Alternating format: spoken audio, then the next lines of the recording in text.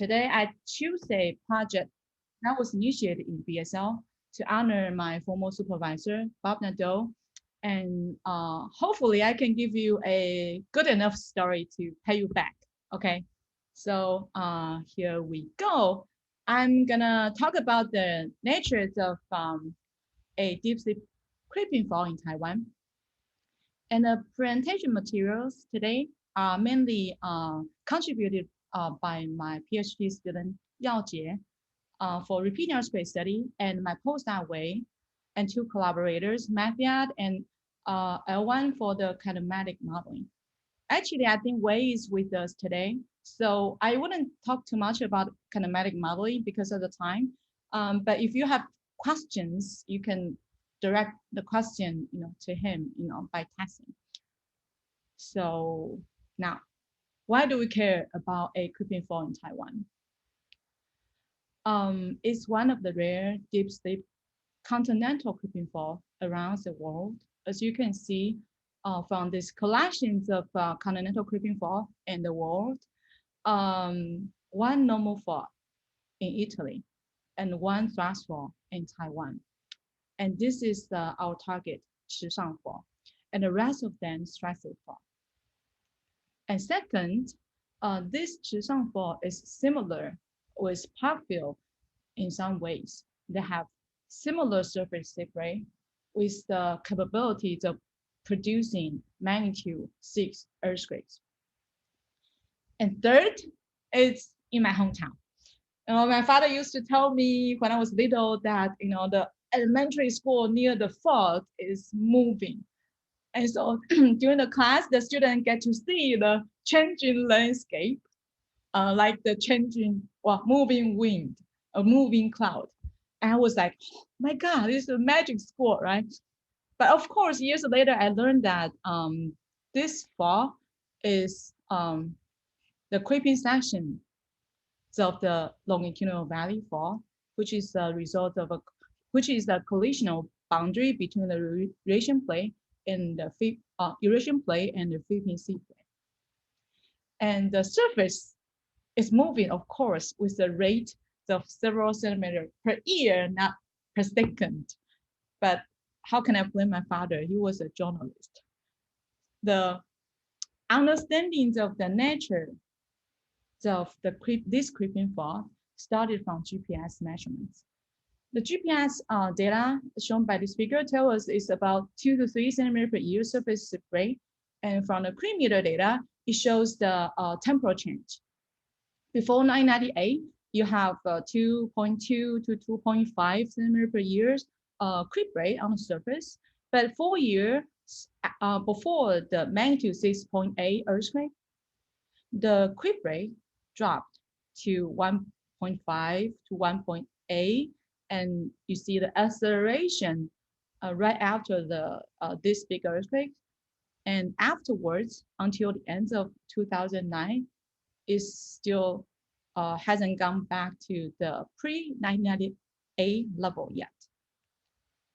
INSAR largely increases the spatial resolutions of surface deformation pushing up to 50 points per kilometer square, but you can still see the data gap in the area with heavy vegetation. With the both geodetic measurements, the interseismic sleep model can be inverted, right? And this is the most recent result showing this is a coastline here, and this is a full trace of the Huihsuan fall. And on the fall plan, you can extract the information of the temporal change of the interseismic sleep rate. But they don't have good enough resolution at a depth of greater than 15 kilometers. Why? Because this fall is a east dipping, offshore dipping thrust fall. So you are kind of missing the reliable information at a greater depth. So how can we do better? Repeating earthquakes that show nearly identical waveforms and the same locations give us a crucial information of deep sleep rate. it's widely accepted from numerical, analytical, and laboratory studies that the stable creeping in the surroundings of repeaters, like the asperity here, is necessary to allow the asperity to recur with the same size. And so if we assume the aseismic slip is derived from the tectonic loading rate from outside, then for a sequence which is co-located ruptures, we can obtain the average rupture area as A here, which can be determined from the cumulative seismic moment, which is this smooth over the durations of the whole sequence, which is so many of this for a sequence. And once we have the average rupture area known, then for individual events in any sequence, we can determine slip, like the equation here. So for individual repeaters, we are able to plot the slip history for so many events in a sequence. And the cumulative slip as a function of time can be also plotted. And the slope represents the local slip rate. The local slip rate doesn't have to be the same with the tectonic loading rate. If you have a lot more events within an interval, or you have bigger magnitude events, that will change your slope, and that will give you different local slip rate, which is different from the assumed tectonic loading rate. And so for many more repeaters in the whole area, you can sum up the slip histories of them in order to get cumulative slip as a function of time for a lot more data.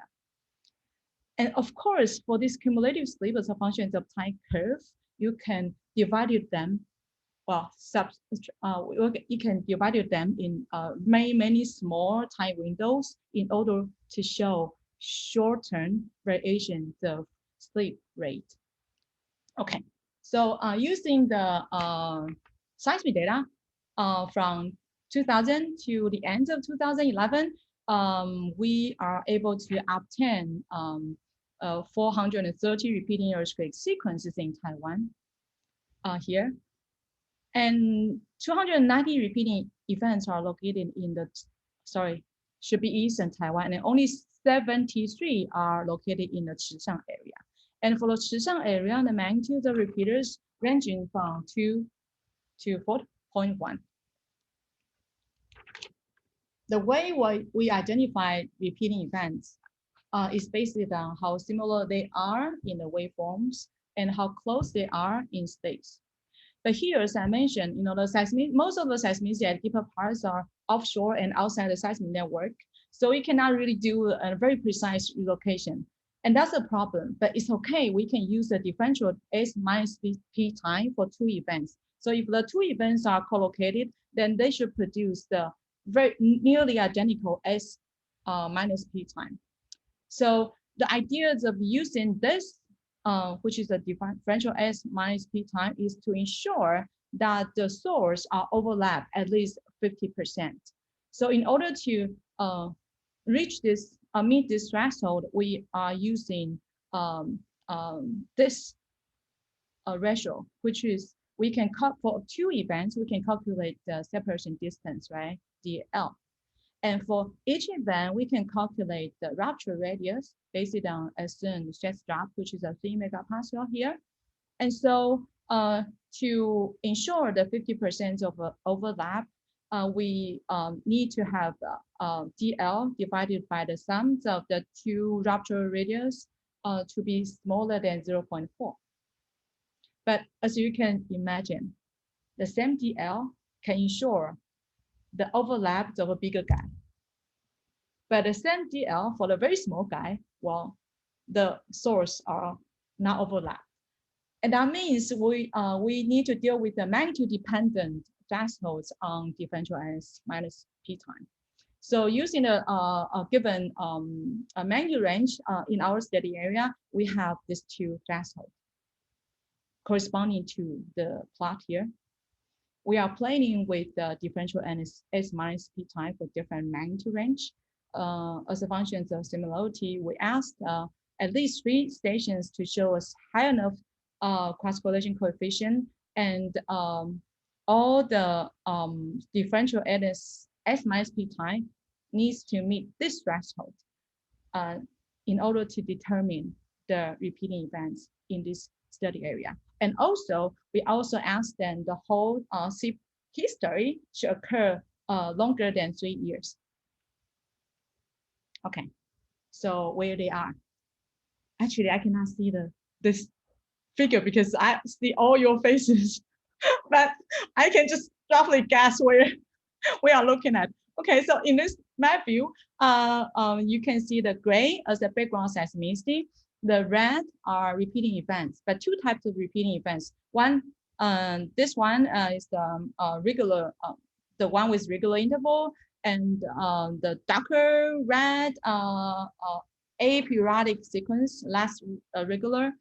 And next, we are going to go through the cross section from 1 to 5.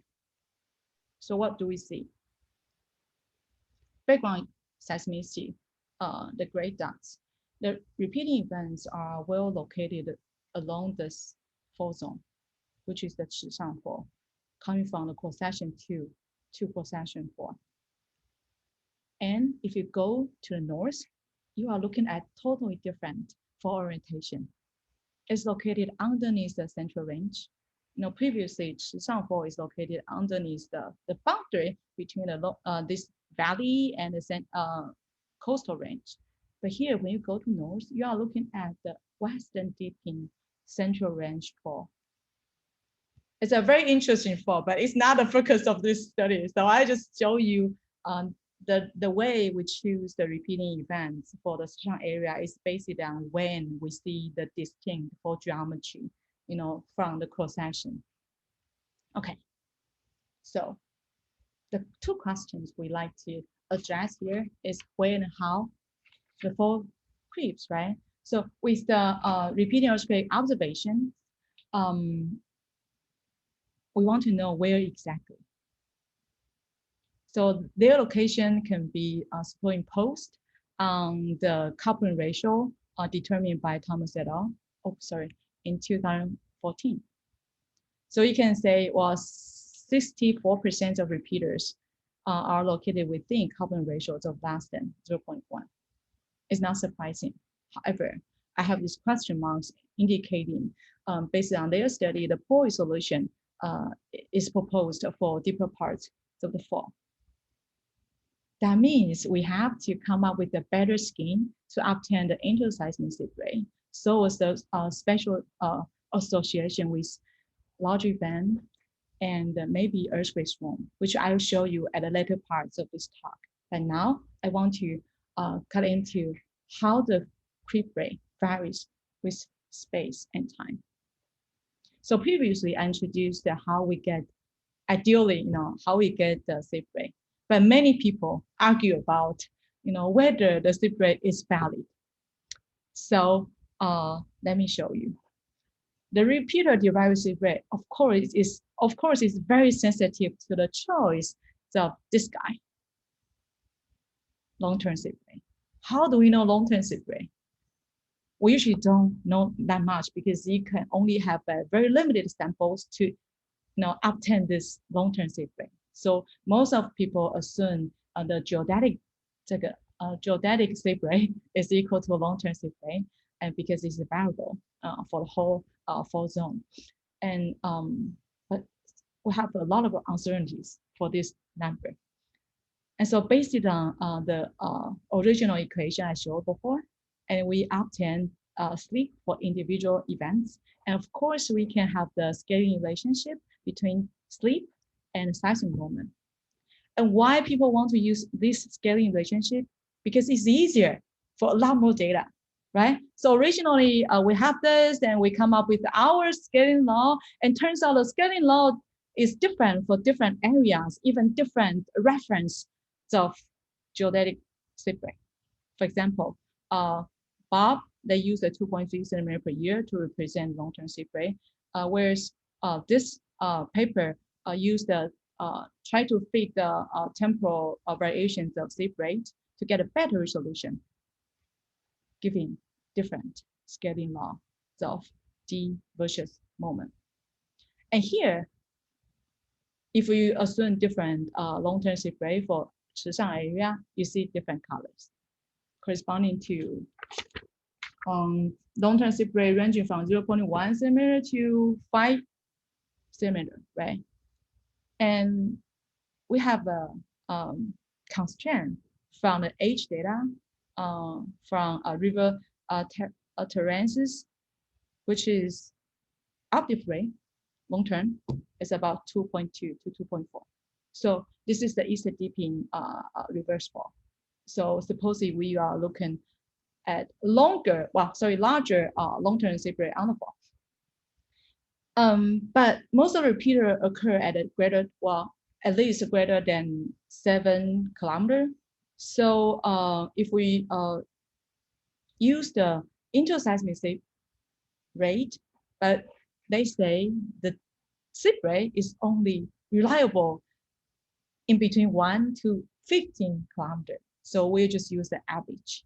The average interseismic sleep rate is about 4.4.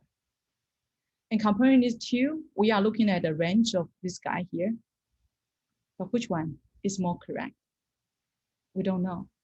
But we choose the bottom one because the repeater tend to be deeper than what we can see or expect from the surface investigation. So using 4.4, can we convince people the sleep rate derived from the assumptions of 4.4 centimeter per year is valid?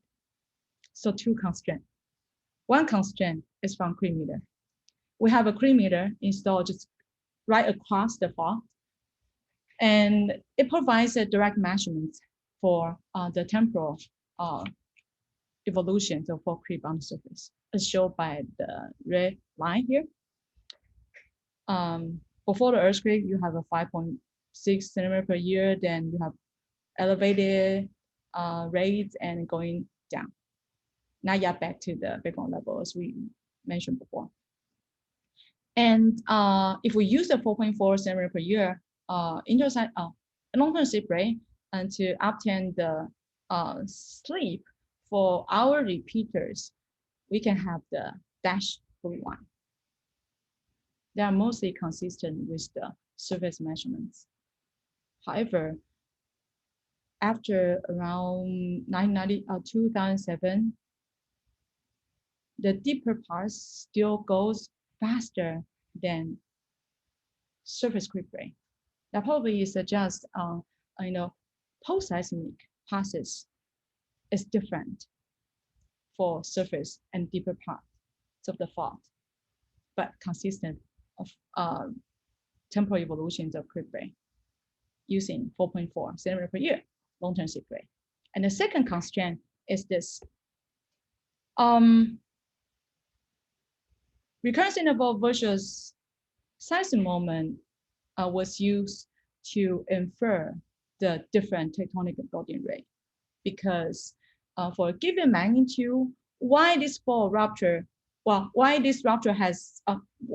has shorter interval, people prove that it's because they have higher loading rate. And this idea can be shown here. So for the data from Parkfield, they are shown by the red regression line, red line. And if you superimpose a repeater from Eastern Taiwan in the same map, then you see they are below this regression line. And if you use the average value, it's about like 2 times shorter than the repeaters in Parkfield. And we suspect that is because the loading rate for the Huihsuan area is faster. So we can do the normalization, right? We normalize the recurrence interval by the ratios of tectonic loading rate of Huihsuan, which is 4.4, by loading rate of Parkfield, which is 2.3. In that case, the final results show And that means after the normalization, the repeaters in Eastern Taiwan goes up, giving us the proof that the Chishang fault with the 4.4 centimeter per year loading rate assumption could be reasonable. So with that two constraints, we are going further. We'll do using the 4.4 centimeter per year to infer sleep for individual sequence of events and sum up them into this cumulative sleep as a function of time for the whole area, which is shown here. First, let's look at the temporal evolution of deep creep rate, which is sampled by repeaters, of course, in between 7 kilometer to 25 kilometer steps. What they show us, let's look at the black line first. It's from all data. You see, this is very, it's similar to what I show you, for the comparison with creep meter. So slow, faster, and going up slowly, but not yet back to this pre-2024 level. But the interesting thing is, if you look into the repeaters location in the map view, they don't look like continuous in space. So we just roughly break them into two, blue and red, and let's just look at what they behave in these evolutions of creep rate, right? And what we see is that the blue guys here, shown here, and the red here. So they roughly have a similar pattern, right? But the first same thing is they respond to this big guy. So they all got this acceleration right after this magnitude 6.8 event. However, there's another event in 2006, magnitude 6. It's quite offshore. That event only influenced the red guy, not the blue guy. And that suggests we are looking at this different creeping behavior for this fault.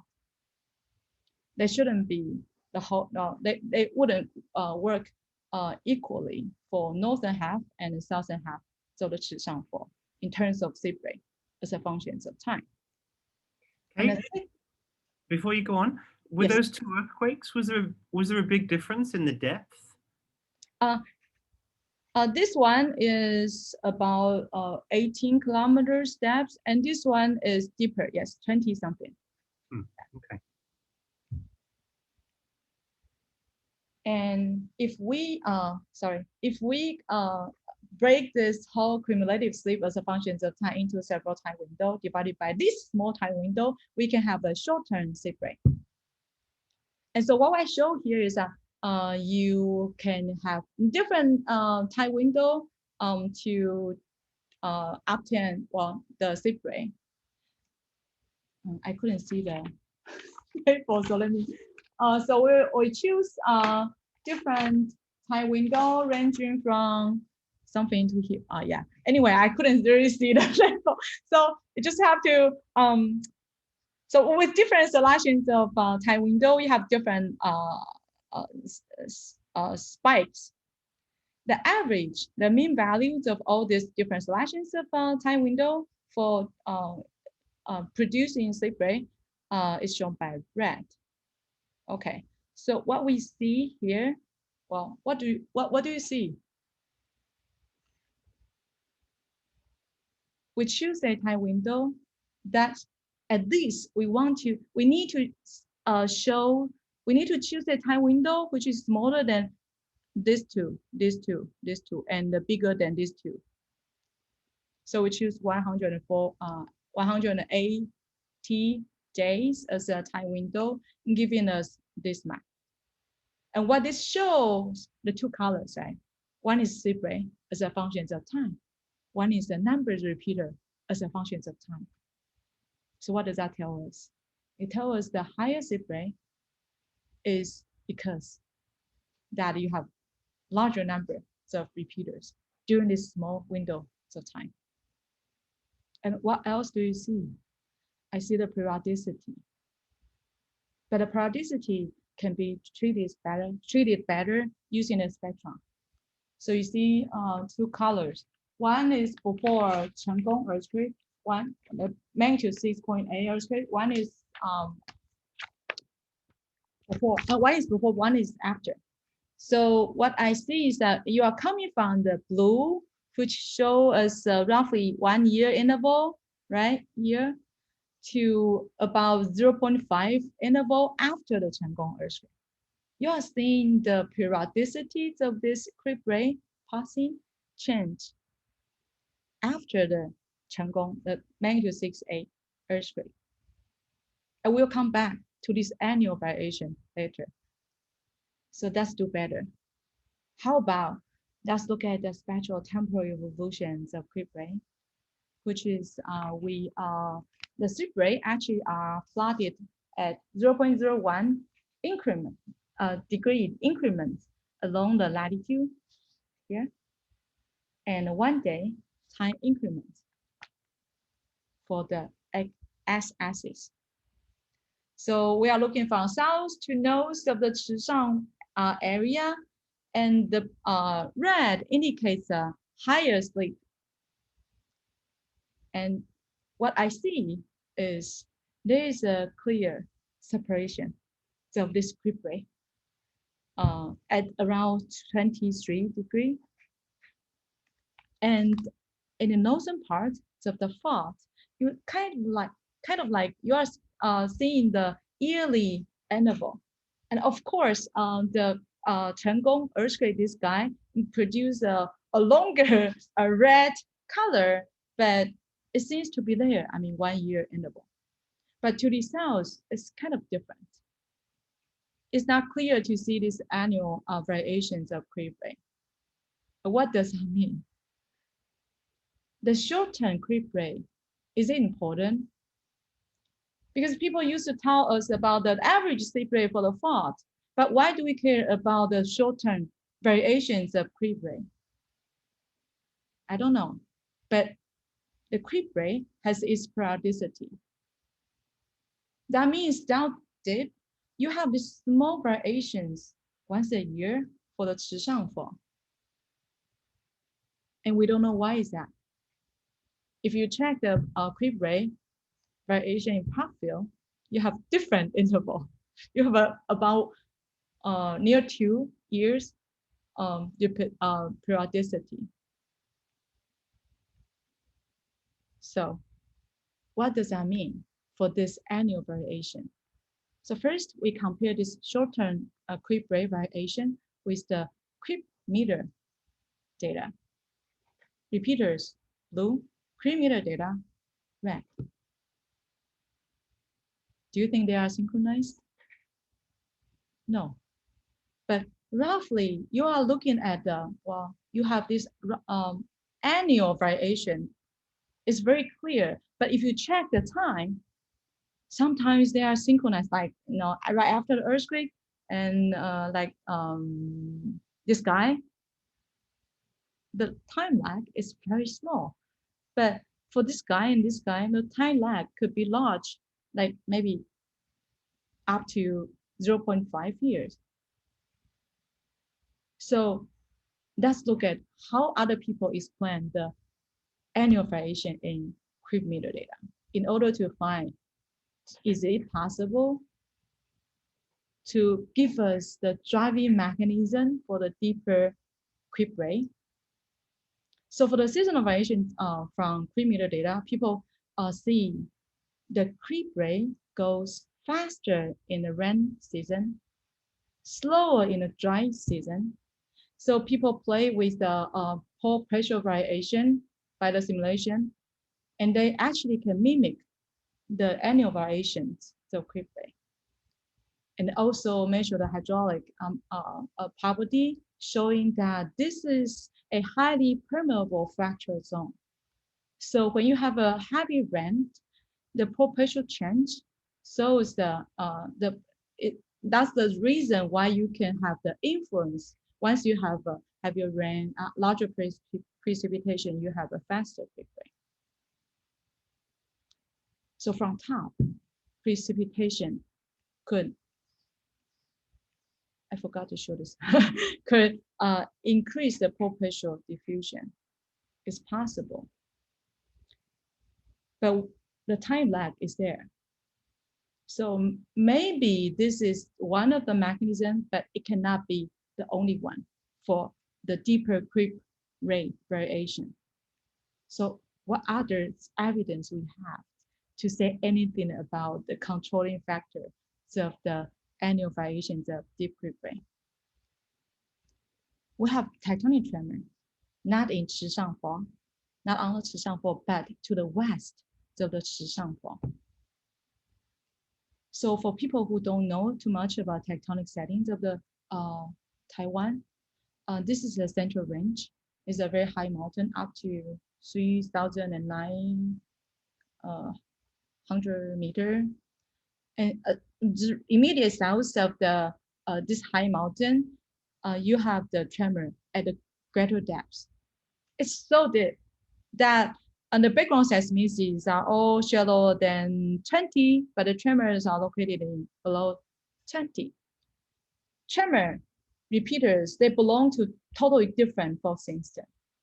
But tremor give us also the annual variation, as you can see from this map. Top, the durations of tremor representing the tremor activity over time. You see this annual increase, well, elevations of the tremor activity corresponding to environmental factors, which is when you have more tremor events or longer tremor events, you have rising ocean tides, you have decreasing air pressure, you have lower groundwater level. And for tremor activity at that time, we explained by dewatering of the system could produce several kPascal stress. And for the places that are so easily to move or so easily to be influenced by external stress could be responding to the small change from either hydrological loads or the tidal loads. Both of them are able to produce several several kPascal stress change. So are you interested in comparison with the creep rate variation? Let me show you. So what's the cause of the tremor here? So is that fault related or has nothing to do with the fault here? Because you don't draw any fault line here. So I was thinking, is that kind of a tremor, strange type of tremor, or it's fault motion related? Yeah, so tremor are located in a place where you have slab breakoff plus crustal thickening. And so that is very likely the fluid generated during the metamorphism could be going up due to the extensional environments on the mountain. So anyway, so the fluid is there, down dip. But as long as you have a tectonic reason for the fluid to go up, the tremor could be regenerated. The simple version is that. But I can give you a better explanation later, because in a very late slide supplementary, I have a figure that I can show you. Okay. Thanks. So, so for the right-hand side panel, I add the creep rate from repeater, same as blue. But here, I only cut the same time periods to compare with the tremor, air pressure, tidal, or something, right? So upper panel, the red, again, is pre-meter. So what do you see? Again, if we are focusing on the tremor activity, wherever you have larger numbers of tremor, it seems that you also coinciding with, well, not 100%, but the correlation is better. I mean, correlation between this guy and the upper one, the correlation is better for the deep creep rate than shallow creep rate. So as I mentioned before, the shallow creep rate actually comes together with this. Higher vegetation, not vegetation, sorry, precipitation, you have a higher creep rate, right? It works differently from the increase of deep creep rate, at least from this. So in our previous comparison between creep meter and repeaters, we are squeezing out the data. Now we are like doing this because we are looking also only this limited study periods compare with the tremor activity, right? And it's clear that maybe we are looking at something from deep to drive the annual variations of creep rate, which I think we can learn from the mechanisms of tremor.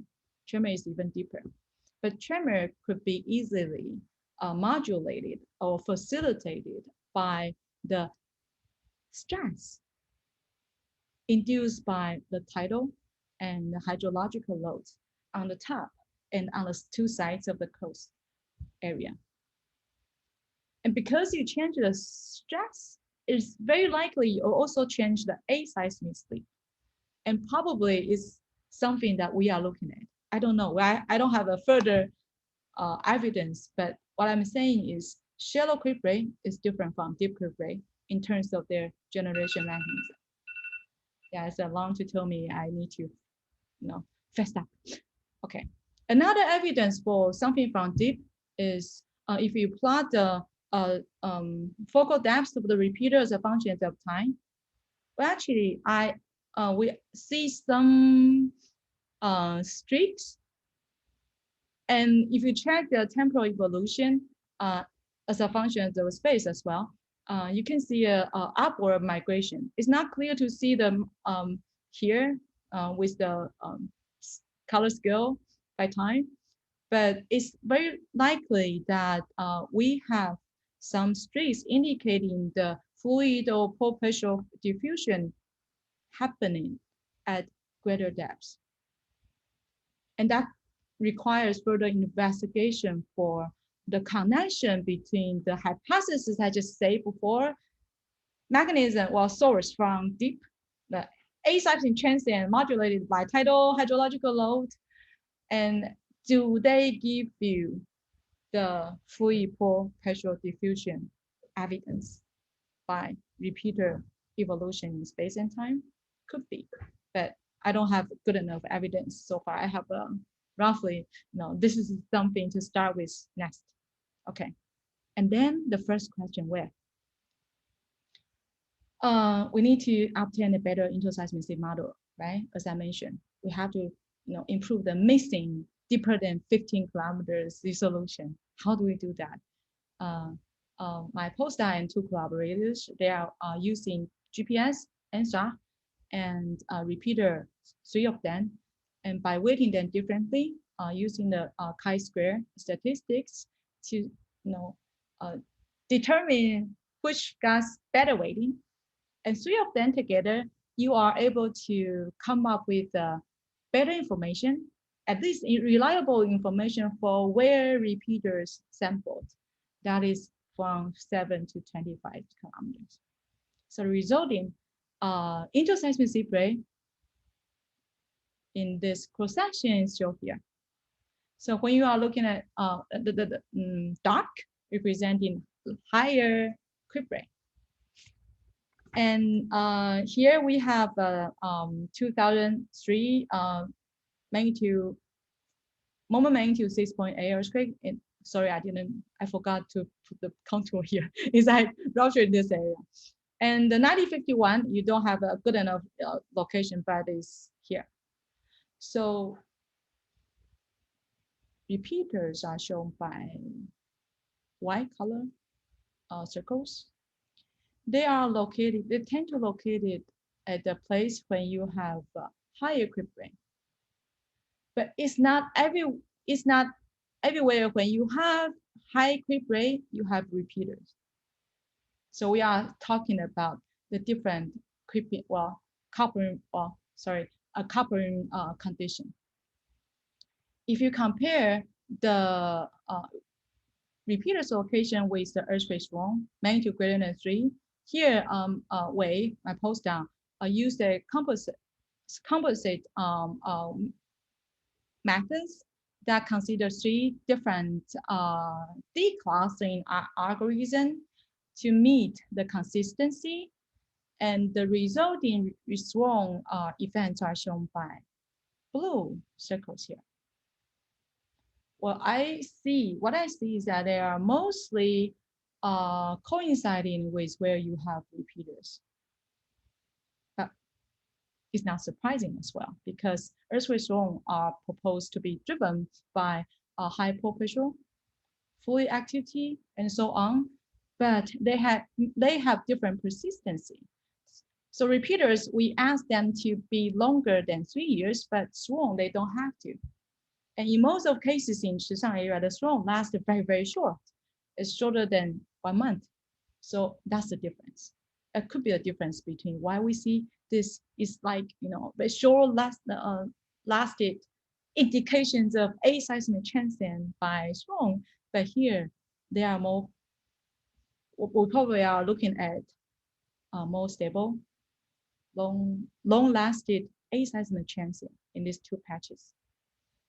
So next, we also did the evolutions of cumulative seismic moment rate for longer time. Before large earthquake, you have in northern deeper side, you have a magnitude 6.9 earthquake in the offshore. So the mark here, probably locked. And then with time, you have this blue guy coming consistently, but at the time of Chengong earthquake, it mark here as a lock area, and then here. What that says is you can see the gap. You can see somewhere that it just don't have seismicity. And that's here. So I wouldn't consider this because it's after-sleep-driven seismicity is almost everywhere. But pre-Chengong earthquake, post-Chengong earthquake, it tends to be quiet here. So again, the interseismicity model giving you the high creep rate concentrating here and here. And this is the 2003 magnitude 6.8 earthquake. And this is the 1999 at the deeper parts, 6.9 earthquake to the north offshore. Because of them, plus in the previous accumulated moment, we are able to draw something like this. It's very preliminary. Actually, we did a better version, but it's too complicated. So let me just show you. So from historical events, you are able to mark the locked area is this guy and this guy. It's no problem. And this is also corresponding to the low creep rate area. Repeaters tend to concentrate right here and here, corresponding to here and here. So it should be partially creeping, because at the same time you have this small sphericity driven by the surrounding creeping area with the high creep rate as well. But at the shallow parts, I would say most of them experiencing high enough creep rate without producing large numbers of seismicity, as shown by the previous cumulative seismic moment rate plots. So where the repeaters tend to occur, actually determining the stability distribution of the Huihsuan fault. So let me do some summary of this talk. Is with the identifications of repeating earthquakes, especially in the Huihsuan area, we are able to tell where and how for creeps, right? Repeaters indicating the place next to the locked zone, they are actually at the edge of the large cold seismic slip area, and they are located in a place experiencing higher creep rate, and they are located in an area where you also have earthquakes form.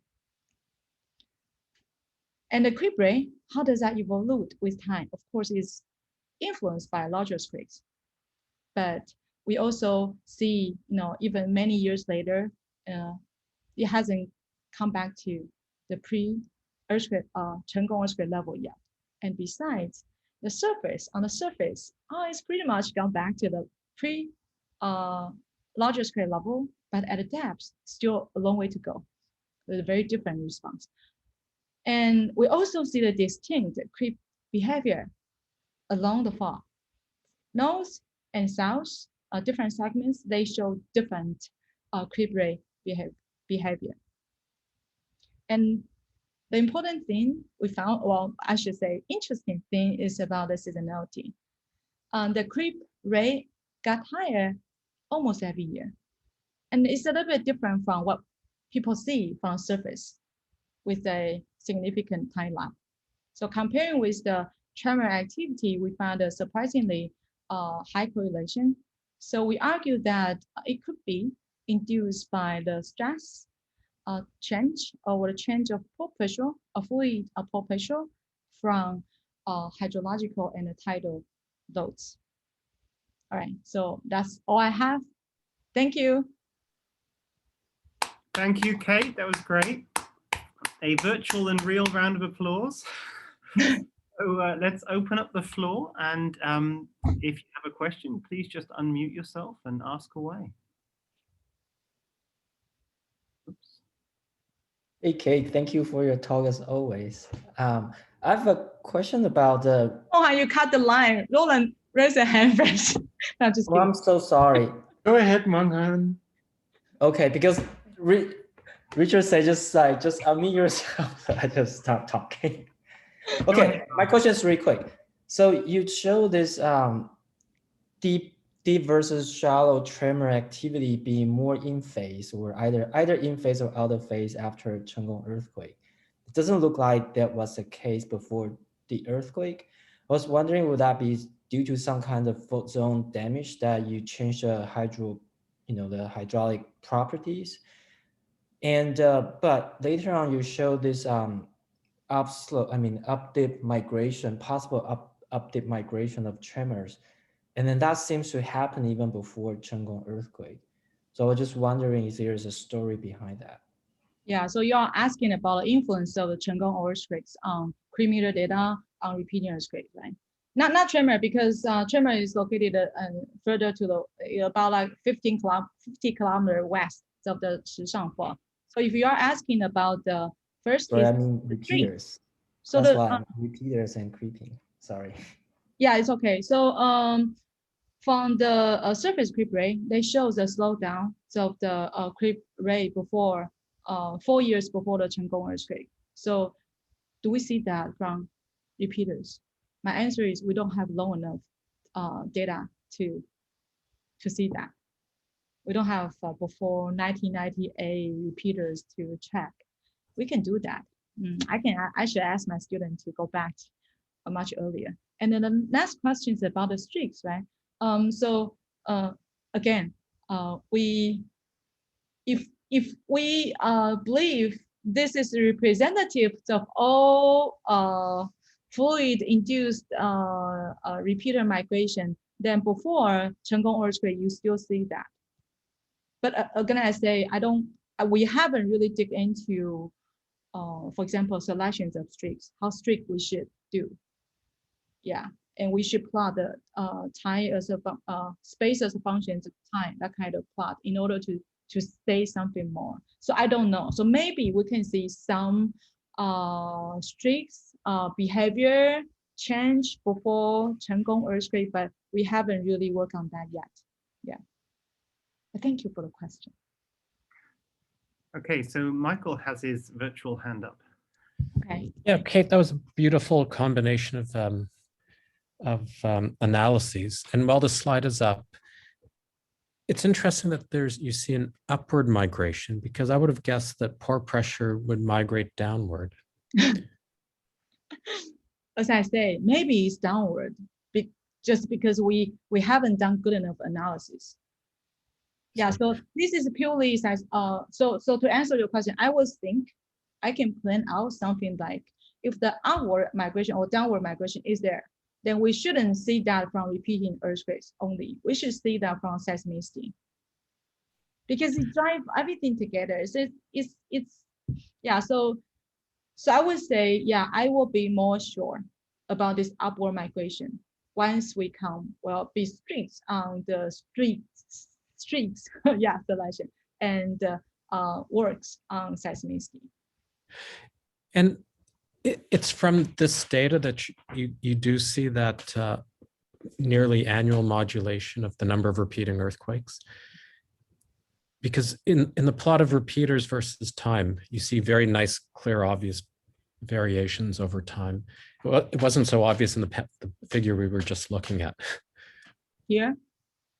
The one that you labeled the upward migration.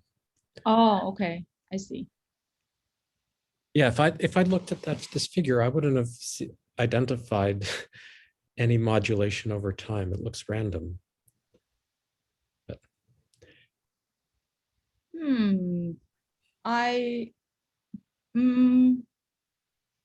Yeah, it's hard to really see from this, as you know, dots as a function of depth and time. But the numbers of repeating events, yeah, if we count the number and using the same, time interval, yeah, it's actually, it's coming up and down. Well, actually, if you look into that more carefully, it's not really like perfect annual variation, right? So you have these small guys and this one.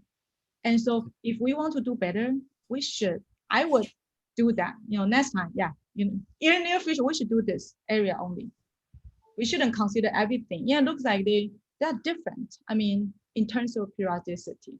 So maybe because we didn't select the seismicity for the streets,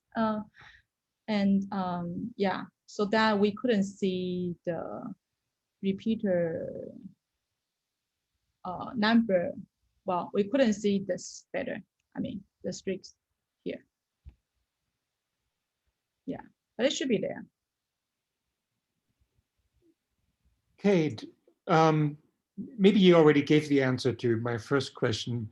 So, and this is related to the migration question. Did you look at the individual earthquake swarms to see if they have a propagation pattern? Because so many earthquake swarms do, right? And that's why we think of them either being propagating slip events or pore pressure diffusion pulses. We haven't. And the problem is where you can probably type if you have a different answer or maybe add more. Because so far we are looking at the magnitude 3. So if you look at this, we don't have so many earthquake swarm events to play with. And that means if you want to confirm the migration patterns, we have to go down, I mean magnitude have to go down to 2 or 1. And we have done that. Yeah. So you may have to do a new catalog, like it's on the way, right? Template matching and whatnot. Yeah. My other quick question is for your repeater identification, right? You use both the cross correlation coefficient and the P minus S minus P times. How many events do you have that satisfy high cross correlation, but then you find that they can't be co-located because of their delay times? Yeah. So how do you decide how to find the right criteria between those? Right. This is tricky. I put this diagram on the right hand side based on our previous version. So previously, when I did the project with Bob, we asked for like data, which is a station, the pairs in that stations. The data numbers should be like concentrating in these blocks, but the similarity can draw down, not because they are not repeaters, just because the earthquakes are coming from the offshore deeper parts, so the waveform is more noisy. So in that case, we are asking for a percentage of data should be located within the red box. I don't remember the numbers of percentage, but in this study, we asked for every event pairs that fit, that pass the threshold of waveform similarity to pass the differential S minus P time threshold. And actually, honestly, the 0.02 second, this threshold is not strict. So yeah, so that's the simple versions of identification scheme we used recently for the whole Taiwan. Well, sorry, for the Eastern Taiwan. Thank you. That was a really great talk. I really loved it. Thank you. Very nice of you. Uchida-san, you have anything to ask? Because okay. Yeah. So in the first place of your talk, you showed that only Tishan and other place, the reverse or normal faulting creeping fault, but the other strike sweep. So do you have any idea why not many reverse or normal faulting creeping faults? I don't know. Yeah, so this is all continental creeping faults. And of course, we can argue about, it's not complete, of course. Yeah, it just being documented by Ross Harris in this review papers. So I believe it's not complete.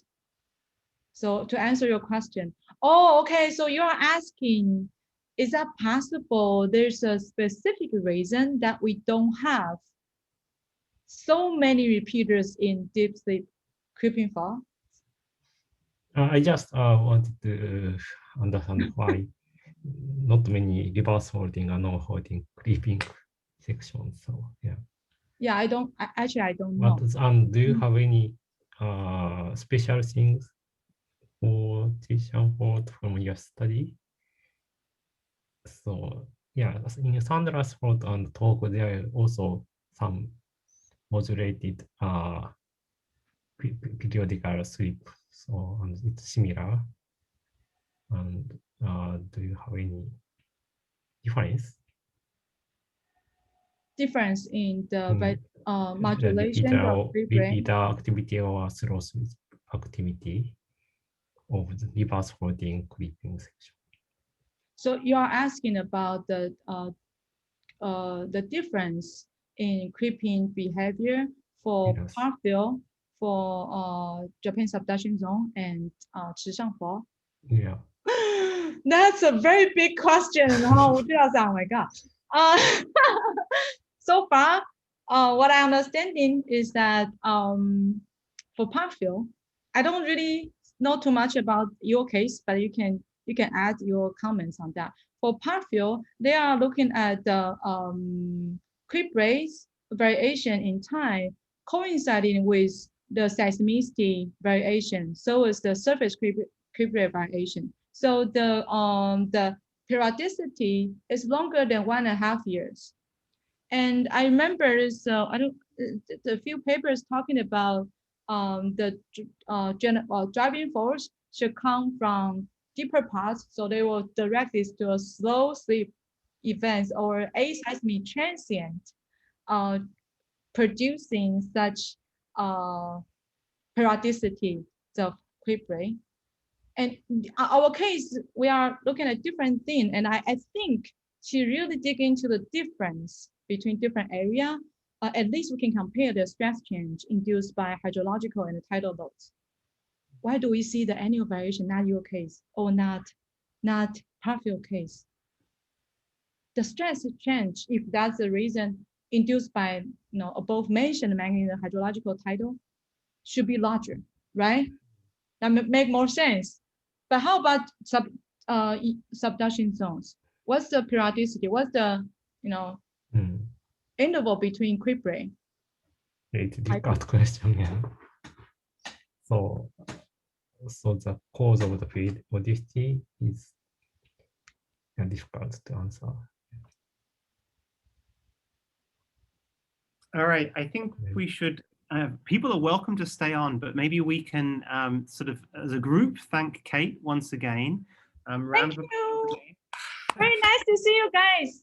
Great to see yeah. So we shouldn't stay here. So in the email, I have this Jitsi Meet link, right? So any old friends who want to stay longer to chat, yeah, you can just go to the Jitsi Meet. You only need to have internet. Yeah, there's no other, I was gonna, so we should stick the link in the chat. Kate, Yeah. just for those who don't, I'm trying to find it, sorry. Yeah, because Zoom is forbidden in here in this university. So I was like sneaking into the Zoom. Yeah, we are not encouraged to use Zoom. I'm going to put the link in the chat. So if you'd like to keep chatting with Kate, there we go. The link, I hope I did that right. The link is right there in the chat. Just click on the link and you can keep chatting with Kate. Great to see you, Kate. Thanks. That was a fantastic. Thank you to see you all. Just what we knew we would get. So thanks. All right. Happy the end of semester, you guys. Okay. All right. Thanks, Kate. Thank you. All right. Bye, everybody. Bye-bye. Should I?